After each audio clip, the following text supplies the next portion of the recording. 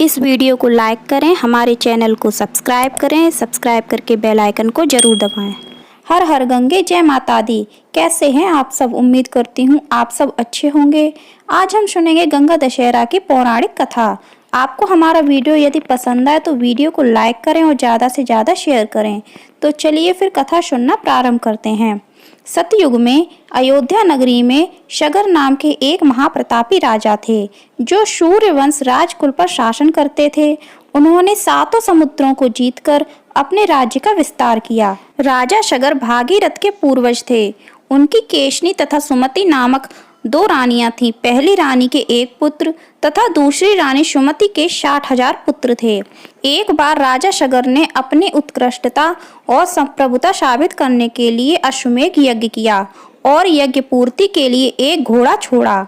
यज्ञ के परिणामों और चिंता व भय के कारण भगवान इंद्र डर गए। उन्होंने उस यज्ञ को भंग करने के लिए उस अश्व का अपहरण कर लिया और उसे कपिल मुनि के आश्रम में बांध आए। जब राजा शगर को इस बात का पता चला तो उसे खोजने के लिए अपने 60,000 पुत्रों को भेजा।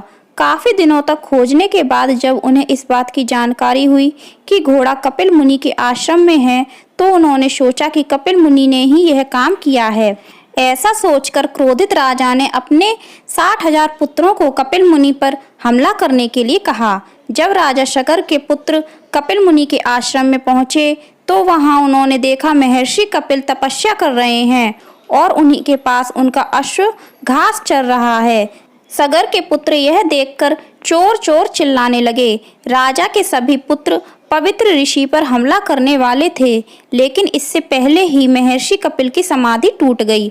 और जब मुनि ने यह देखा तो उन्हें क्रोध आ गया और उन्होंने सभी को श्राप दे दिया और परिणाम स्वरूप वे सभी जलकर भस्म हो गए। राजा शगर का पौत्र अंशुमान अपने पितृव्य चरणों को खोजता हुआ जब कपिल मुनि के आश्रम में पहुंचा तो कपिल मुनि ने उसके पितृव्य के भस्म होने का सारा वृत्तांत सुनाया।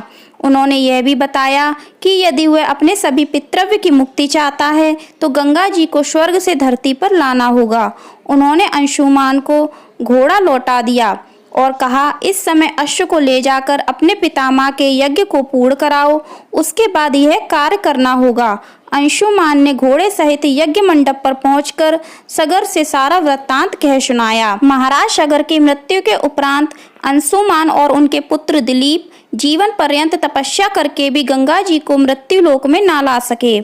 उसके बाद शगर के वंश में अनेक राजा हुए। सभी ने 60,000 पूर्वजों की भस्मी के पहाड़ को गंगा के प्रवाह के द्वारा पवित्र करने का प्रयत्न किया, किंतु वे सफल ना हुए।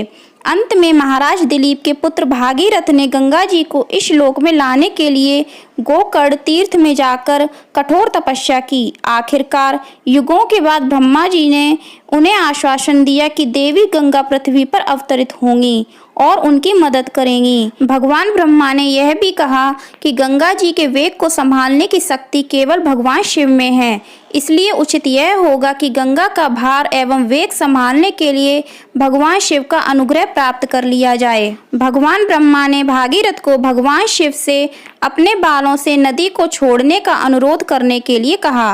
भागीरथ की शक्ति और सच्ची तपस्या के कारण भगवान शिव सहमत हो गए और भगवान शिव ने गंगा को अपनी जटाओं में धारण कर लिया। इस तरह गंगा पृथ्वी पर आई और उनके पूर्वजों की आत्माओं को शुद्ध किया। राजा भागीरथ की गंगा को पृथ्वी पर लाने की कोशिशों के कारण इस नदी का एक नाम भागीरथी भी है। इस प्रकार गंगा दशहरा की पौराणिक कथा के अनुसार इसी दिन गंगा धरती पर आई और तब से गंगा दशहरा मनाने की शुरुआत हुई। इसमें स्नान, दान, व्रत तथा पूजन होता है।